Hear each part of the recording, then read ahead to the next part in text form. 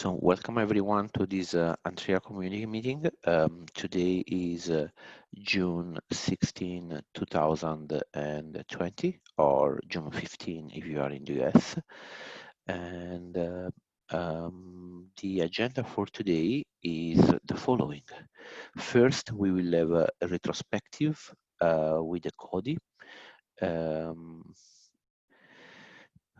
Cody has prepared something very interesting for conducting this retrospective. And the second topic for today will be led by Yang, that will give us an overview of the design for cluster network policy. We expect then to have about 15 minutes for users, developers, and community questions. So I think it's enough for introductions, and I will just hand it over to Cody for starting with the retrospective. Cody, which today you have a very interesting background.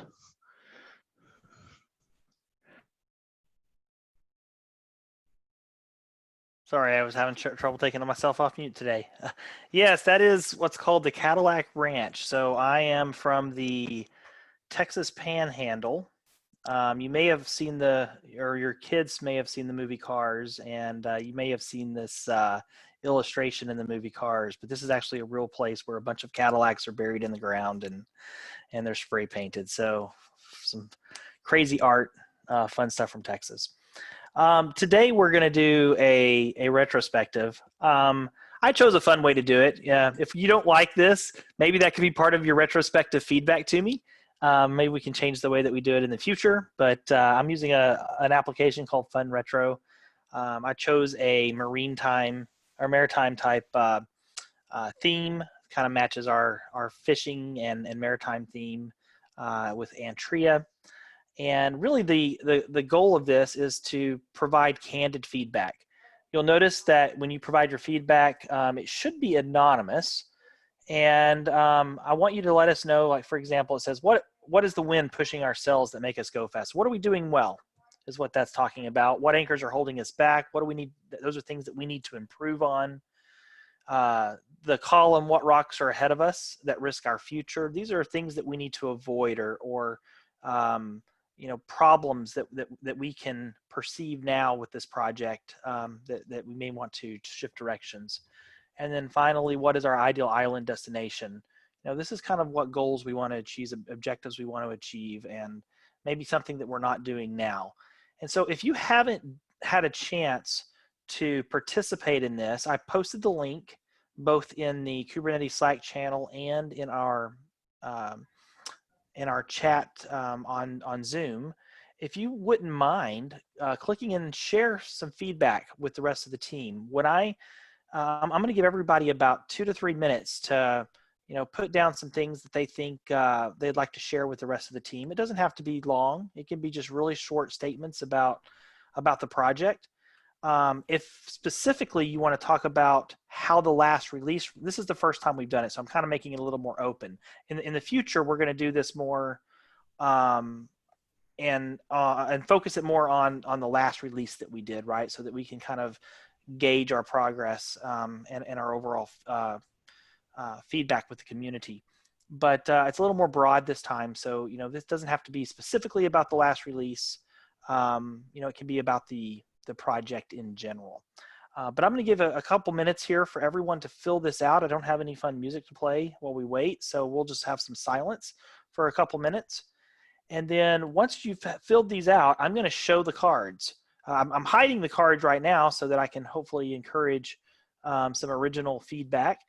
And once I show the cards, I'm going to then enable voting, and then you can basically give 6 total votes on things that you agree with, and we can get an idea of maybe some areas that we want to focus on as a team. I hope you enjoy this. This is kind of a fun activity. I've done it some other places, and let's let the feedback start. I'll be back with you in about 2 or 3 minutes. Good.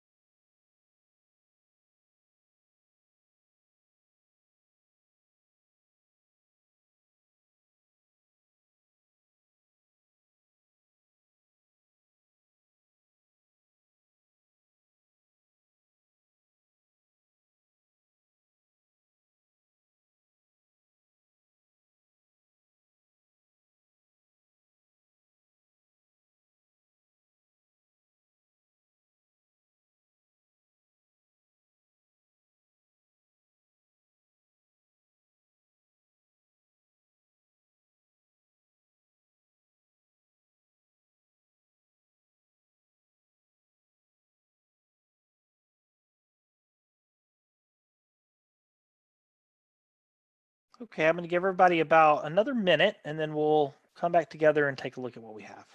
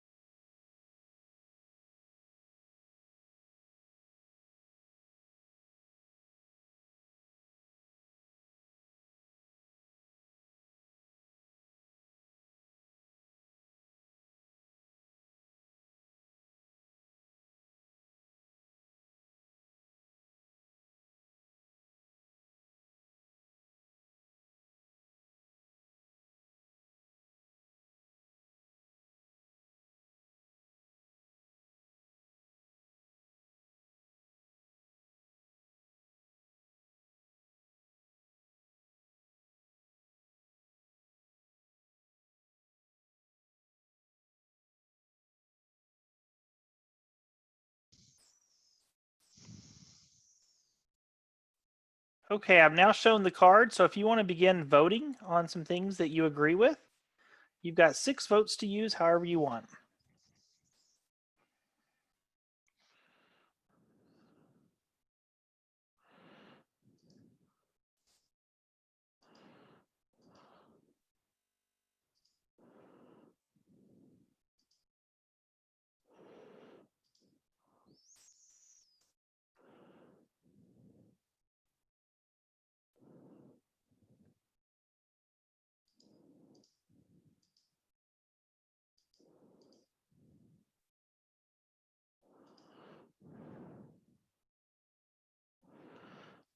Cody, can you remind us how do we vote?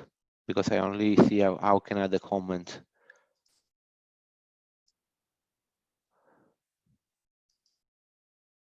It always helps when the moderator actually clicks the button to enable voting. Ah, okay. So I've Yeah, now like clicked the it. I little thumbs up apologize. just appeared magically, perfectly timed with Salvatore's question. So. I was just testing you. Oh, by the way, we're not recording the meeting, so I don't know. No, I started recording. Oh, really? I didn't.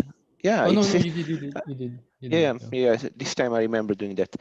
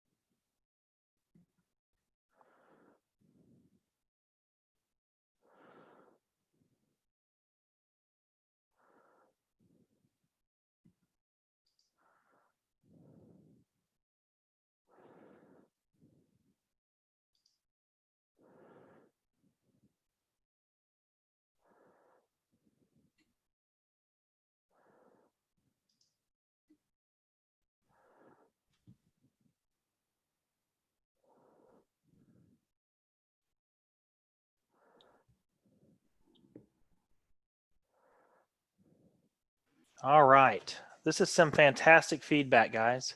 And I really appreciate everyone taking a time to fill this out. Let's start with what we're doing well.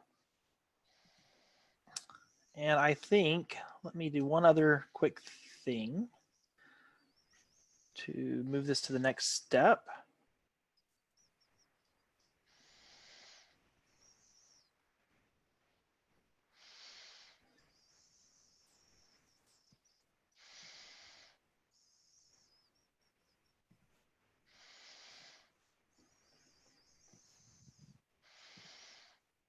Okay. So it's basically just going to lock feedback after 1 minute. I should have done that a while ago. But anyhow, we'll go ahead and start looking at the feedback that we had. So what is the wind pushing our cells that make us go fast? Someone said lots of progress recently on CI coverage, EKS, GKE Windows. Let's keep it going in that direction. So they got 2 votes. Our committers are incredibly responsive, an incredibly skilled and dedicated set of developers. We also had, we have had a lot of flaky tests in CI, which makes the life of contributors harder. Hopefully some recent patches will help mitigate this. I agree. And I would be curious in on the flaky tests in CI in terms of the patches. Are we talking about patches to dependencies that we have, or just patches to the core product? So that would be fun to get some feedback on that if somebody wants to add some more detail. Maybe more exposure to how Antrea being used or want to be used as a solution. Lack of end user adoption compared to other CNI plugins. Flaky tests and unstable CI environment cause extra efforts to verify and merge PRs. So maybe we have some, we've got a lot here around testing. So we have an opportunity to improve a lot of testing. Okay.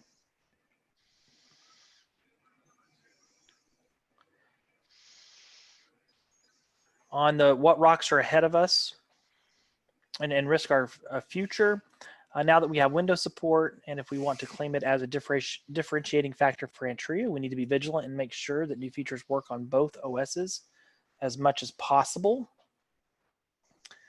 We've had a very fast release cadence until now, with the code base size increasing, and as we've had more complex features, I think we should consider stretching the time between releases to at least 6 weeks. That's an interesting piece of feedback. I think we should talk about that. Detachment from Kubernetes community. We need to be more involved in community dynamics, like what Abhishek and Jay are doing. Agreed. And by the way, just in response to that, we had a lot of people join the network version 2 policy call today, as an example. Having a fairly large user community and fairly well-defined set of use cases where the solution proposed by Antrea represents leadership in the community. We are adding a lot of awesome features, packet tracing, Prometheus metrics. Can we find a way to showcase these features to the community? Maybe using a series of short YouTube videos. I think that's an excellent idea. And commits and engagement from a wide variety of users and developers. We want to help shape the future of Kubernetes networking. This was all great feedback. What I would like to do is take this feedback and basically, for things that actually that are actionable, we can add these as agenda items in our future community meetings. And we can also see if anybody wants to sign up to own. For example, we had the idea of creating a YouTube video. So if somebody wants to own maybe a particular video that they want to create, right, we can have some signups for that. So I hope you found this useful, Salvatore. That completes what I wanted to do tonight in terms of the retrospective, and I'd like to do this on a cadence, you know, that is timed with each release so that we can keep a good gauge on what everyone's thinking and in the community and what they'd like to see happen. Is there a permalink to this, or does this go away at the end of the meeting?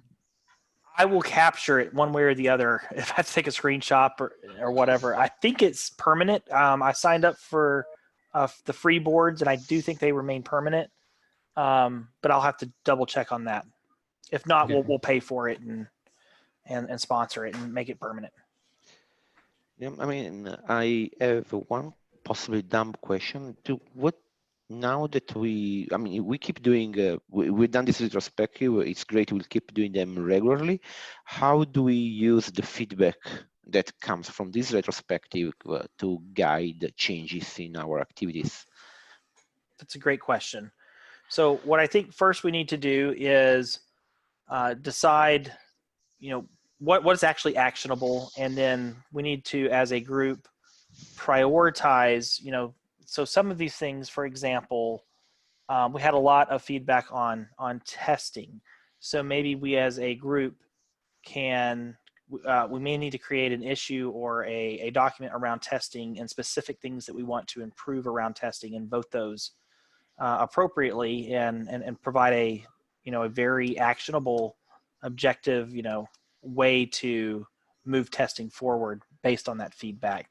And so what I can do, Salvatore, before the next meeting, and actually before that, is capture those things and create the appropriate actions in those shared documents, and we can have everybody pitch in to see, you know, how do we want to make testing better, or how do we want to create content, you know, for the community, or if they have some additional ideas on exactly how do we get more involved in the community, for example, like Abhishek and Jay are doing. What I want to see is people signing up to actually commit to doing those types of things. Yep, perfect. That will be a great idea, and surely it's going to be positive for our for positioning Antrea as a community project.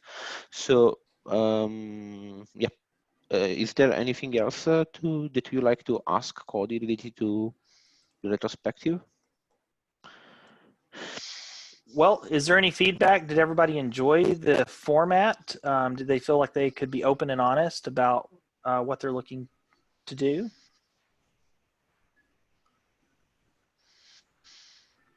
I think it was cool. It was it was fairly simple.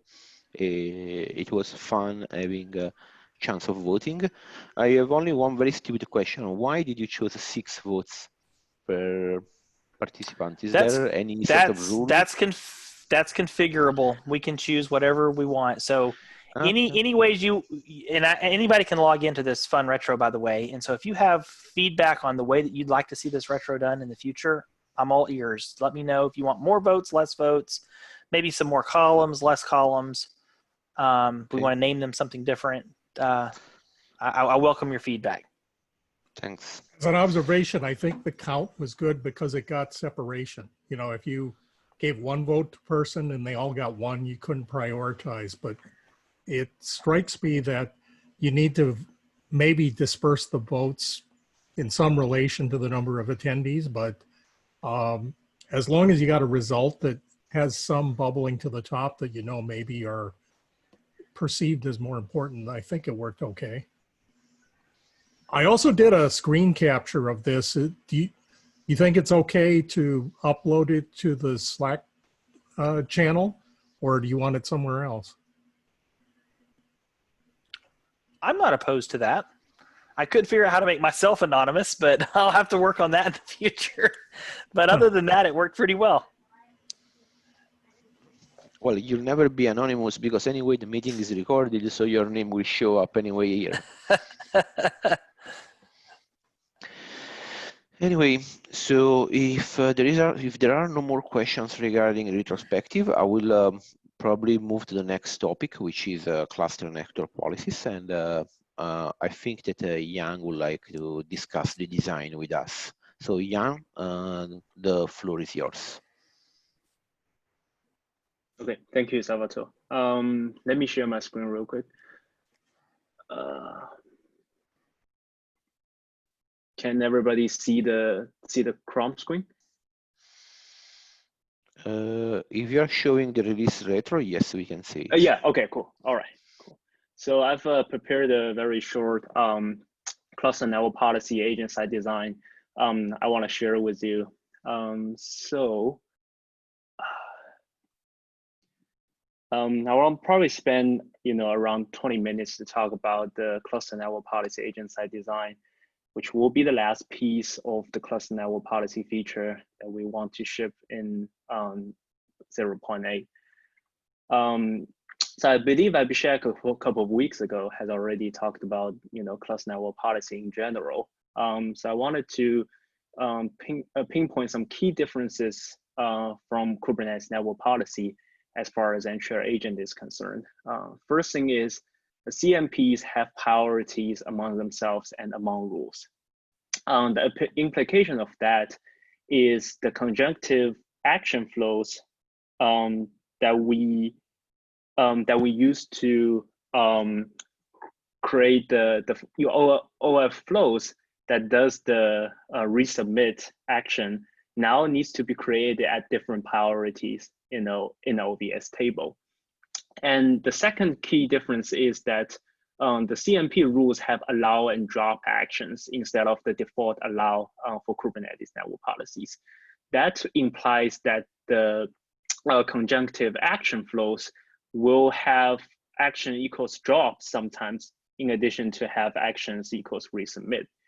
And the last thing is that no default isolation is sort of like implied by cluster network policy. So the rules are created as is.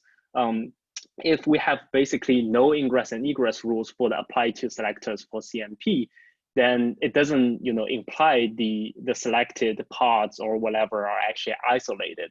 So as a result, no isolation flows should actually be created in the egress or egress default table for cluster network policies. The next slide shows a little bit complex idea for the cluster network policy priorities because it's sort of like made up by 3 fields. The first one is tier or category. I think AR and I haven't agreed on what we should probably call it precisely, but this is something that we are not introducing in 0.A. So you can see the sample spec here. It doesn't have a tier or category, but it does have a priority of the CMP, which is a user specified float value.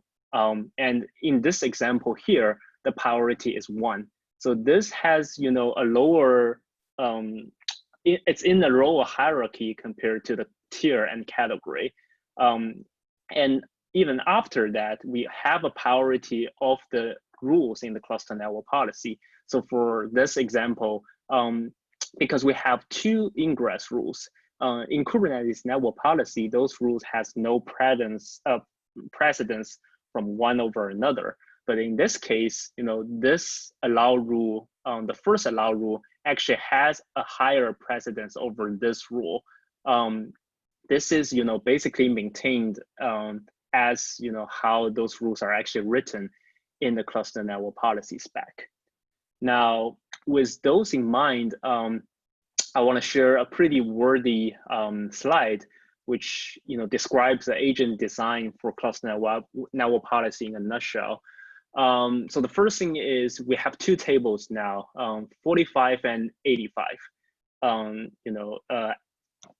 As opposed to the 50 and 90 table, I believe, for the egress and ingress network policies for Kubernetes. We have 2 additional tables for CMPs.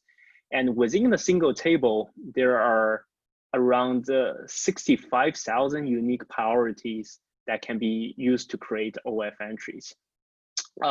So initially, we will assume 5 unique tiers for cluster network policy. Because for 0.8, everything will be created in the default tier, that means that we will be basically creating all action flows in the 10 to 13,006, this range. This is for creating all the action flows. And then the top 10 and bottom 10 priorities in the egress and ingress tables are still reserved for other uses in the future. So after we determine which tier we want to create the action flow in, we actually use the priority field of the CMP spec to determine a more specific range for this policy. I will jump into a more specific example for this later in the next slide. And at the very end, we use the priority field of the rule spec to determine the exact priority for the OF entry. This priority field of rule spec is basically on which index or on which index the rule is created within the CMP. So if it's the first ingress rule or the first egress rule, the priority will basically be 1. And if it's the second rule, the priority will be 2, and so on and so forth. The last thing is that for each rule, depending on the action of the rule, we actually create different actions, whether it's resubmit or drop for that cluster network policy rule. So let me show you a more specific example of this. Suppose we have 1 CMP, and it is created at priority 1.5. And this one, as a reminder, all CMPs now that we now create are falls into the default tier. So 10 to 13,006 is the default tier zone for us to hold all the CMPs in the default tier. Now we have priority equals 1.5. So the priorities in between 1 inclusive and 2 not inclusive, all those priorities will be created within a priority zone, sort of say. And since this is the only priority that's within this range we have right now, it has 2 ingress rules and 1 egress rules. So those 2 are actually of the exact same priority. If you think about the tier priority, the CMP priority, and the rule priority. So those 2 rules will be actually created at this open flow priority. Now, the second ingress rule will be actually created at a priority that's 1 lower to that. Now, suppose that we have another CMP, it's priority 1.2, and there's 1 ingress rule to this CMP. Because this priority is higher than this CMP, this rule 4 needs to be created at a priority that's higher than all those 3 rules. So what we do is that we shift the 3 rules that's used to be created here down to those 2 OF priorities and insert the rule 4 here. Basically, we sort everything that's in the same priority zone and put it there. So this whole struct is maintained by a new module that's currently being put in the agent package called priority. And that module only maintains sort of the mapping between the OF flow and the priorities that we have in Antrea. The same thing will happen, the same priority rearrangement will happen at the OVS table level in a sense that whenever a priority is moved down or moved up in the map, we will basically recreate the open flow entry on the table with the new priority. Let's consider like if a CMP3 is created, again, this is of a higher priority than the CMP2. So this rule 5 basically needs to be created at an even higher priority, and everything that's created before that will sort of like shift down in that sense. Let me pause a little bit. Does anyone have any questions so far? So yeah, I have a question here. I mean, do you mean for a single tier, you can have up to 116,006 priorities? Is that an upper limit? Or? Yes, for unique priorities, yes. This is the limit for now. But for later, we will consider expanding the tier zone on demand. So if on the default tier we have too many priorities that we couldn't fit in those 13,000 priorities, we will expand the tier zone to be greater than it is. So for which I will be yeah, go ahead. So I will be talking about this later. For 0.8, that means in some cases you can only have like 13,000 zeros, right? Yes. If they okay. 6. Okay, probably later we should definitely support more, a higher limit, I guess. Yes. 10K is really too small, I guess, in some cases. Okay. Hi, Can you? Yang. Yeah, I have a question here. So the float value for priorities, is it picked for the users ease in configuring, or is there any other reason? Like 1.5, 1.2? Oh, okay. So the float value for the CMP priority is that we want to sort of like make sure that if we want to insert a priority between 2 existing rules, we always find a way to do that. So if we create two CMPs with priority 1 and 2, and somehow a user wants to create another CMP that has a priority in between those two without actually, modifying the current CMPs, you can always pick a new, float value that's in between those two, which serves the purpose. So that's, the motivation behind it. Yes. Okay, but it seems like there is a limit, right, in number of decimals that we could use, depending yeah, on but yeah. But that I guess that will be a pretty hard thing to hit, in a starting phase. Right. Okay, so the limit is currently 100 or something, or the priority zone for 1 and 2 would be we can only fit like a one. Yeah, I'm just. Oh, so between those two, right. This is currently 130. Okay. So we can sort of like fit 130, unique priorities within, this 1 and 2 zone. Okay. Yes. Yang, what was the reason for having those priority zones? Was that to avoid having to shuffle too many entries when you? Yes. Yeah. Yes. So we considered sort of like having a, more dynamic model where if we only have, those rules, we'll create it at the very top and we shift, every time that, a new thing is added. But we sort of like wanted to define, a loose sort of hashed way to install those rules so they are spaced out nicely for at least for priority 0 to 100. That's something I want to talk about later. Is also we'll probably advise user to create priorities in between 0 and 100 to begin with. That we will avoid this zone being too congested and tend to overflow. So if we in general create priorities in between 0 and 100, this can be pretty spaced out. And because in a general sense, people will usually be creating 1.0 before they create 1.2. We'll also make sure less priority rearrangements happens in this case. So the goal is to have less priority rearrangement as possible.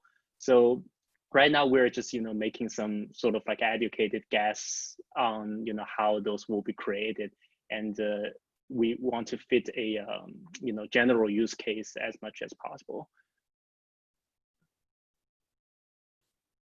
Okay, thanks. I mean, it's good that I mean, it's easy in the future to adjust the agent design without being disruptive to the users because it's not going to impact the API. So, yeah.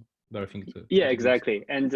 And for this, for this table, essentially, if we have any algorithm changes at all, we just need to update the priority module. So the flow reassignment functionalities will be already there. So once we update the priority module and we just apply Antrea again, the new priorities will sort of just be reflected in there seamlessly. Yeah. Thanks. Yang, one more question here. So we're using a single table, right? Yes. Maybe I missed single what... table for ingress and single table for egress. I see. Maybe I missed something you said earlier. So how we count is 16 and 6 limit here? Oh, for this thing? Yes. Okay, so we have 65,000 unique priorities in the overflow table, and at the very beginning we will assume that there are 5 tiers, which can be added. You can have 6 tiers, 7 tiers, and there are some new rearrangement that needs to be happen. But originally we'll assume there's 5 tiers, just as in NSX. And when we divide the 65,000 to 5, this is what we have for a single tier to begin with, basically. Okay. But later, if you want to support more tiers, anyway, you cannot fit into one table, right?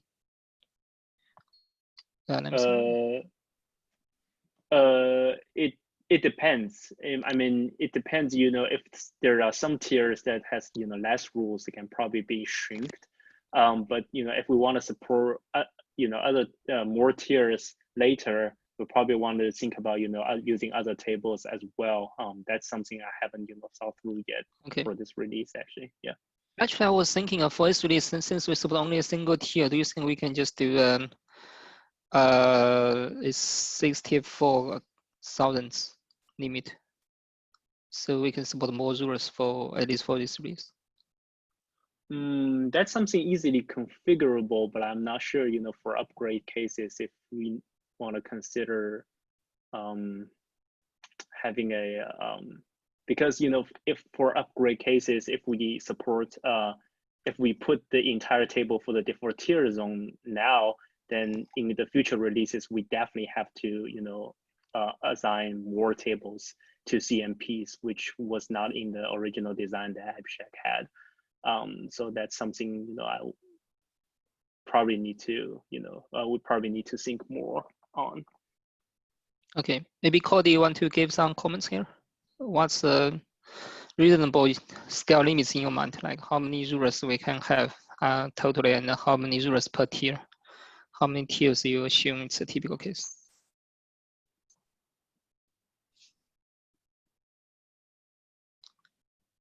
Cody, are you still?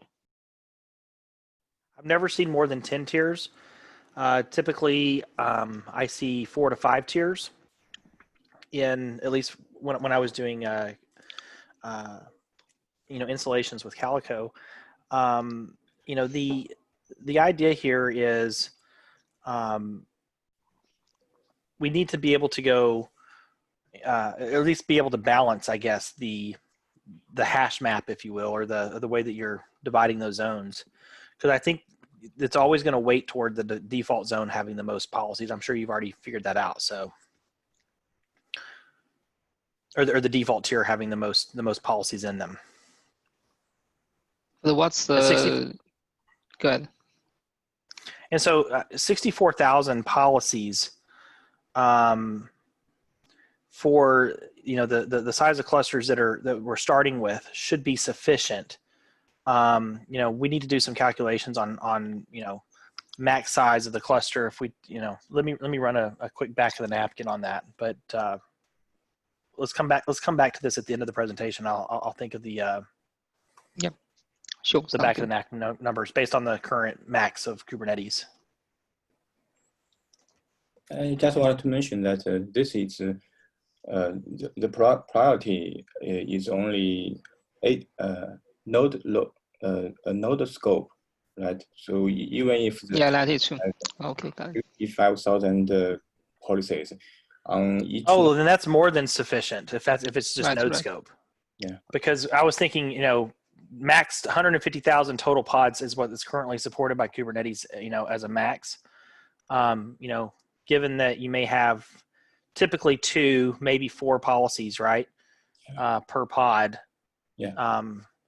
You could have, but again, those policies are distributed, right? Because you're not going to write individual policies for every pod. You might write a policy that matches, 10 or 15 or 20 different pods. So I think that you're more than reasonable on your limits. Right. Just to mention, this is not for policy. When you have multiple users in the policy, in some cases, they may end up with different priorities too. That's right. Okay. Got it. So basically, we think 65K should be a pretty safe range for the default tier, at least.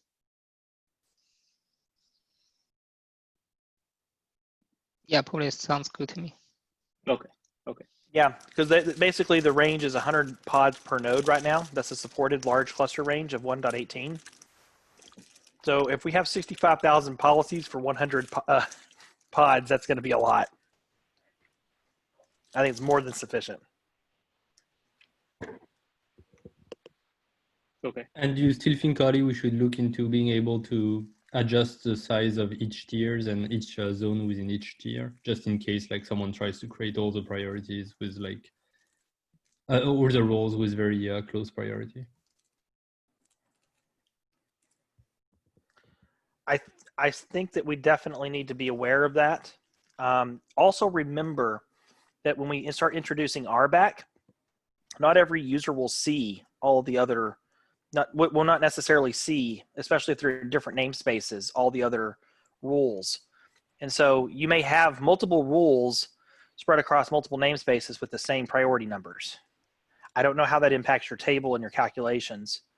But rules in that case would share the same priority and would be packed, densely together if you have a lot of different namespaces, and you're restricting visibility to the rules to just a person's or a user's namespace.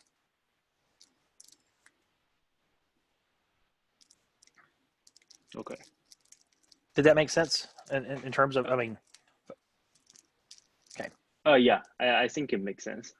But we, for the cluster network policy, I think it still needs to, so for the other cluster network policy that's creating the cluster, if they are on a same priority, and we sort of like need to figure out a way how to deal with, if those two rules are conflicting, because we have, allow action and drop actions now. So in that case, the behavior will sort of like be quite indeterministic. It will be indeterministic, and I think we have to make a decision to either make that a rule of the system, right? If you create a policy with the same priority, it's just non-deterministic, right? Or we take action to force a user to specify a unique priority. The problem we're going to run into is when you start dealing with cluster-based policies, cluster-scoped policies, and namespace-scoped policies living in the same tier, right? They're both going to be orderable. And I don't know that you're going to be able to help being overlapping some of those. Oh, for the Antrea network policies, you mean? Well, for the namespace-based ones, for sure. Okay, yeah, okay. So we would have to have some type of exception for namespace. But the way that I've seen others do it is they just say that if, there's a rule that's the same, I believe that they just declare that as non-deterministic. I'm double checking that right now. Okay, sounds good. I probably we want to move forward with this presentation as well. So after this, that's some original assumptions we want to make for the 0.8 release, is that all the CMPs created are in the default tier, which means the action flows will be installed on the priority 10 to 13,000 essentially. And we assume that there are no overflows.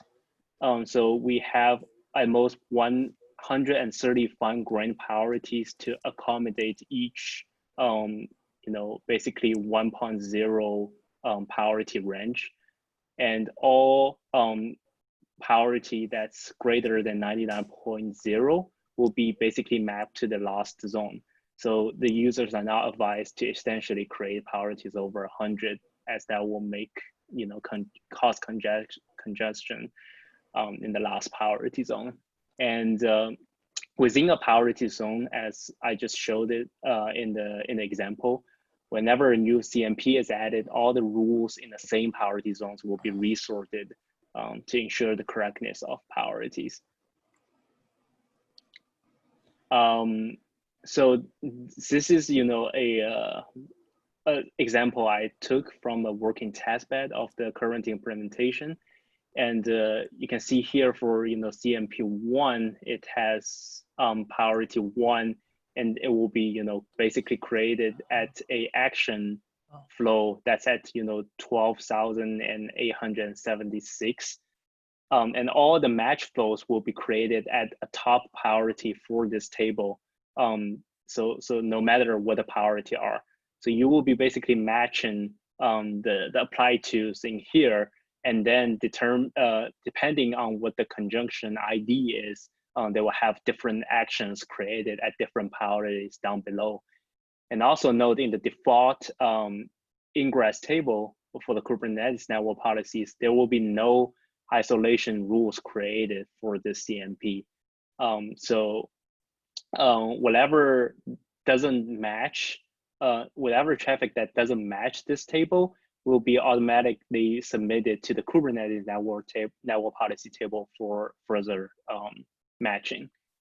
And if we have another rule that's of priority 1.2, again, a different flow will be created at the different priority. And if that means that the old priority rule will be shifted down, then this priority rule will be shifted down. So as you can see here, a new conjunction ID that equals 1 is created, and that's of a higher priority than this one. So this is how it is created on the OVS table. And if we have 3 cluster network policies with different priorities, this is basically the end result will be getting. All those match flows will be at the same, high priority, and the fine-grained priorities will be created for each action flow. So the last thing I want to add is some, work in progresses. The first one is we on the agent restart case, we want to enable batch OVS flow installment.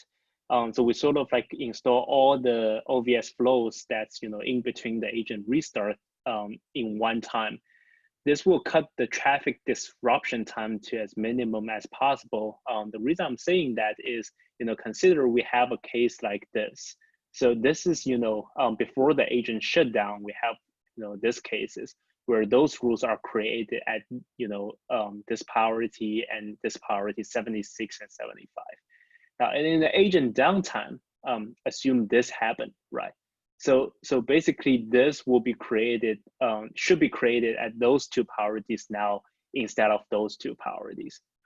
Now, when the agent is starting up and it's syncing the new rules, we will have those 4 rules newly added for the new round.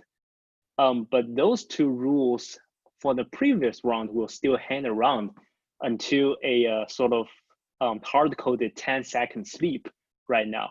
So it's sort of like, so the flows from the previous round actually can conflict with the flows that we created on this round, for as long as 10 seconds. Now we want to make sure that when we created those 4 rules for this round, we have a way to sort of notify that the old rules on the previous rounds can be deleted at once as well, so that we sort of just patch those 4 rules in batch to the OVS table at once, and the old rules will be gone. So we have a smooth update from the previous round to this round, instead of having rules that's created at different priorities that can conflict with each other hand around in between those 2 rounds. So this is one of the improvements to the restart case that I'm actually working on right now.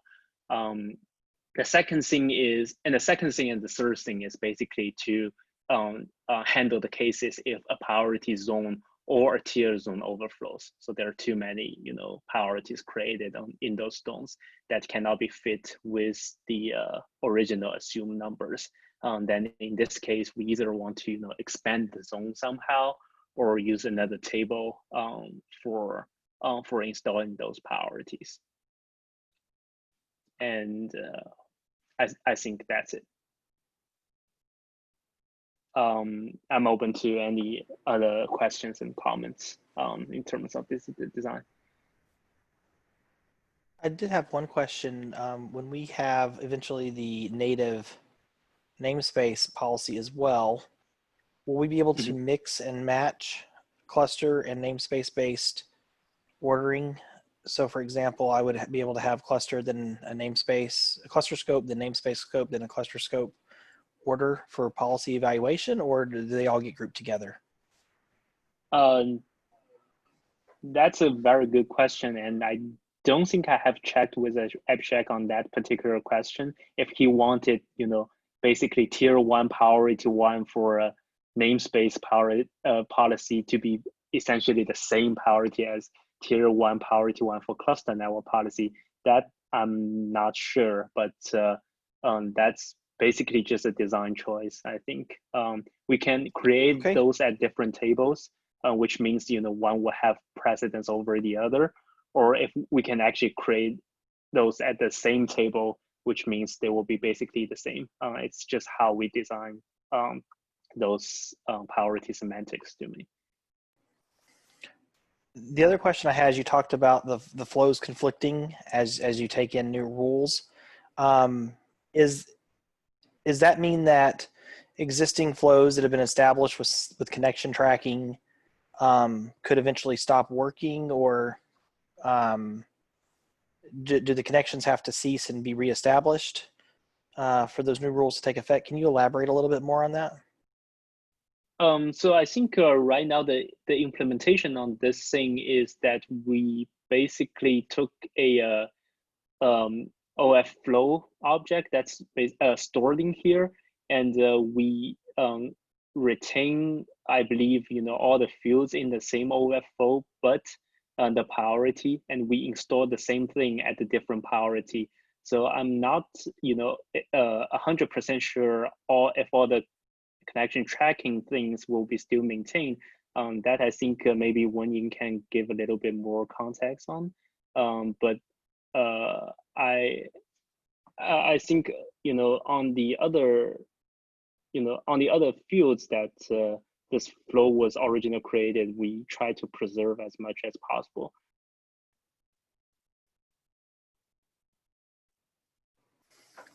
Well, if it actually breaks the connection, that actually could be an advantage for long-running connections, right? Like if we want to, like if an emergency policy rule had to be put in place on existing CNIs, that connection has to be broken before the new rules are actually adhered to. So that actually could be a differentiator.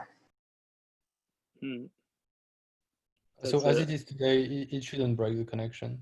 It's not going to break the connection because the flows that are impacted are not the flows that call the city action or match on the city state.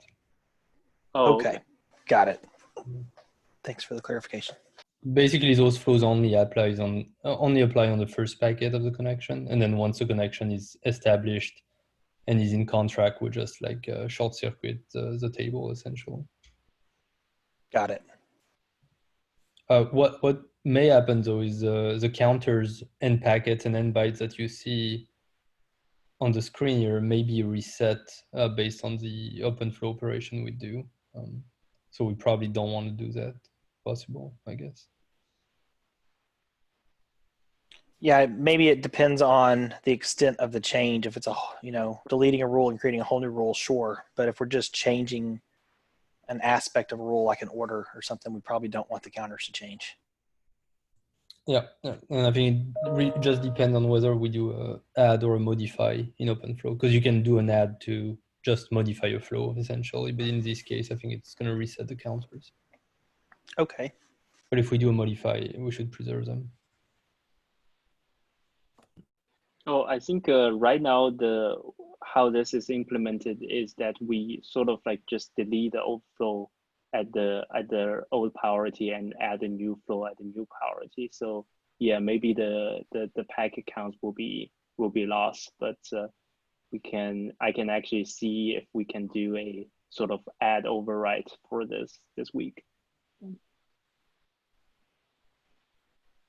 Yeah, I never remember the differences, but I think in the OpenFlow spec it says which one is going to preserve the counters. Okay. Yeah, and I have a question on users' behavior. Like when he's choosing priority is like a relative concept, right? Is he going to see all the priorities that are being used and then pick one, or he'll just pick randomly? Like what will be the user behavior here? I think that's a good question. So I don't think right now user have a sort of like a central way to get all the current priorities that's used. Maybe that can be a sort of like a future work in the sense of you can use a and control command to get all the cluster network policy or the namespace code network policy priorities that's currently being used. But as of now, if user wants to see how many distinct priorities he or she has been created, they will just have to get all the cluster network policies and loop through this.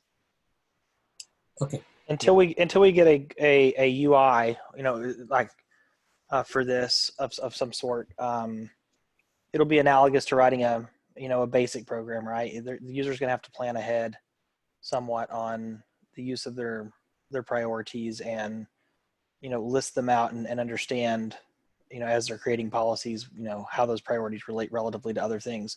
You can't really, I think, do reordering and a user's not going to be able to comprehend reordering and those types of operations without some type of visual UI indicator.